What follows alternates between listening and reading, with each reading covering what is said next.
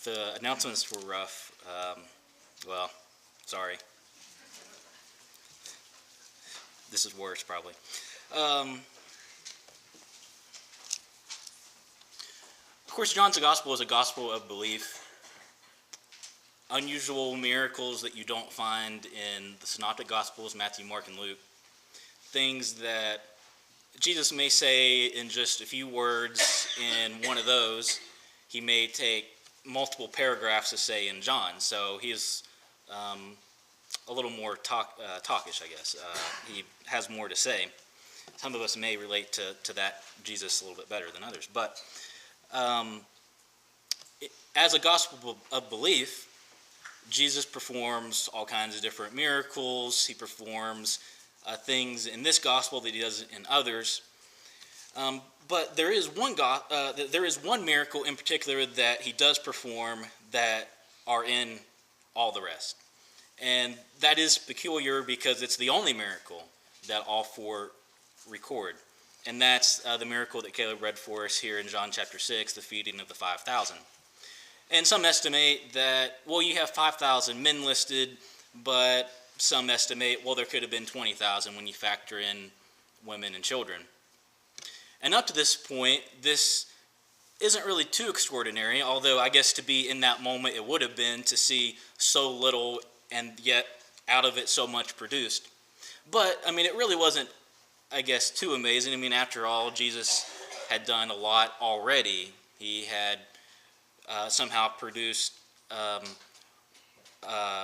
miracle at a wedding in John chapter 2, and then more than that even, in John chapter 4, he would repair the life of a woman to telling her everything that she ever did, even though she wasn't too forthcoming. That would be the Samaritan woman. And then even as a son from someone at Capernaum, the nobleman, as he's named there, even though his son faced death, Jesus was able to bring life out of that. And then in John chapter 5 would also heal the man at the pool of Bethsaida, giving him a new hope and new life. And all these miracles really, I guess, if you were to categorize them, would be under three different headings. Miracles of restoration. So when Jesus restores sight to the blind, or mobility to others, or health to those who don't have good health. But there are miracles of transformation. For instance, John chapter 2, when he turns the water into wine. And then John chapter 6, where we see, again, just a little amount of food for so many. And yet he's able to do something that only God can do, which is bring something out of nothing. Again, Jesus here is facing opposition. The Jews are lagging behind, trying to catch him up in traps, trying to kill him. And then you have these large crowds that day in and day out are no doubt following him and pressing on him and trying to get him to feed them or do this or do that. And so we understand Jesus could be tired. He could be weary. But yet here he still has that compassion. That compassion that, at least for me, I oftentimes lack, because after all, when you're weary and tired and you've done so much already, everyone deserves a break. But Jesus here takes no break. In fact, again, like he does so often, looking on a crowd of needy people, sees compassion and meets their need. The fact is, in the midst of opposition, in the midst of turmoil, of all kinds of things that could draw our attention away or beat us down, in the midst of all that is where God makes things happen. Here in the ministry and the life of Jesus, he does that same thing. In such a hostile climate, Jesus still performs a miracle. Here in particular, I think we see Jesus' compassion. And again, like I said, this miracle is recorded in the other Gospels. And even though John gives his own account, I like the other accounts too, because they again show Jesus' compassion. In Matthew 14 and then Mark 6, two of the parallel accounts, there's this word that the writers use to describe Jesus' compassion. And splachnon and splachnizomai are just two words that basically say that Jesus was moved with compassion. At least that's the way English translations translate it. But when it says he was moved within him, it means not so much just a warm, fuzzy feeling in the heart, but in that time and place, your center of feeling came from your gut. And so literally his inward part, his entrails, his intestines, who he was, who he felt himself to be, was moved within him when he saw this people that needed him. Again, sometimes when I see people who need something, when they need help, that's often not my first reaction. Instead, it's again making excuses, or maybe not realizing just how dire the situation may be, or thinking the worst of the situation. Oftentimes, I do that. The disciples here, at least in John's account, have that same attitude, wanting to send the people away, because if they barely have enough to feed themselves, how are they going to feed this large crowd? And yet, Jesus chooses to see the best in people, even though we oftentimes look for the worst.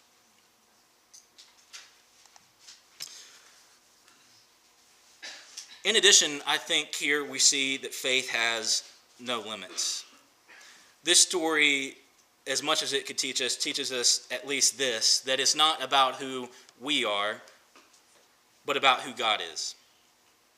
Who he is, who he has always been, and who he will continue to be. Not about what you can do, but about what God has done and will continue to do.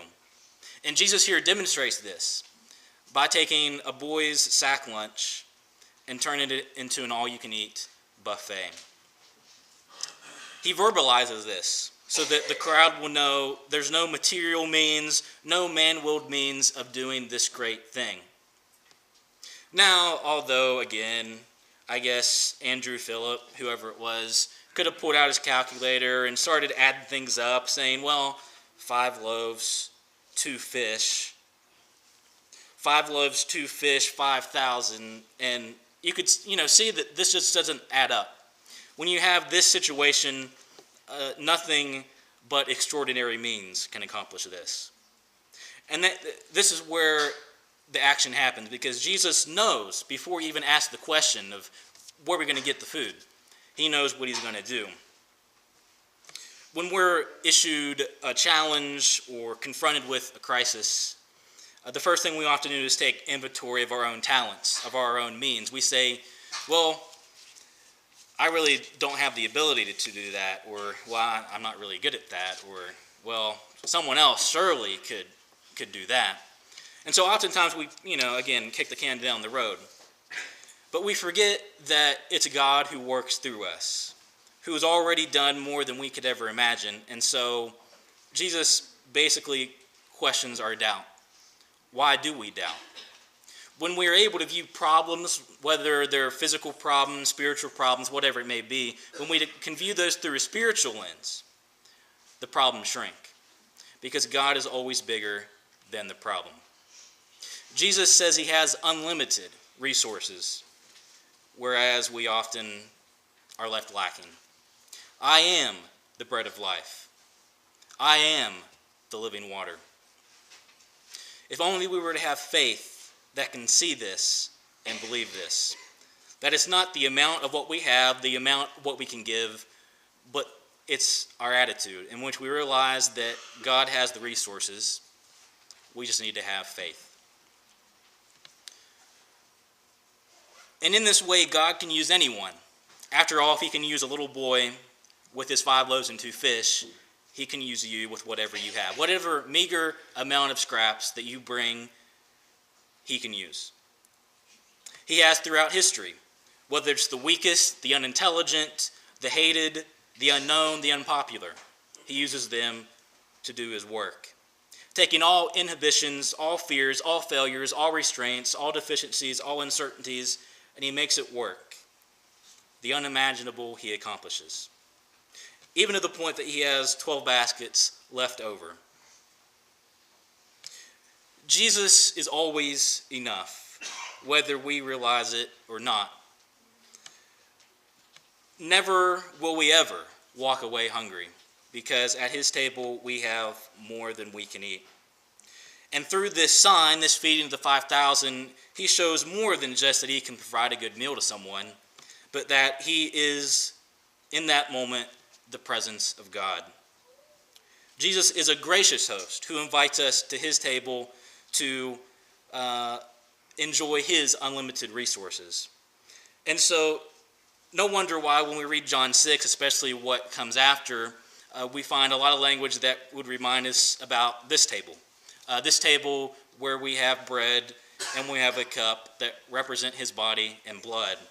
And Jesus will say later in this chapter that it's only the one who eats his flesh and drinks his blood that has life, because he is the bread of life. And so even though in whatever moment we find ourselves, whatever dire situation, whatever crisis, remember that whether you have 5 loaves or 2 fish or whatever it is, God can take that and do amazing things. That he promises that it's not about us, not about what we have or don't have, but it's about him.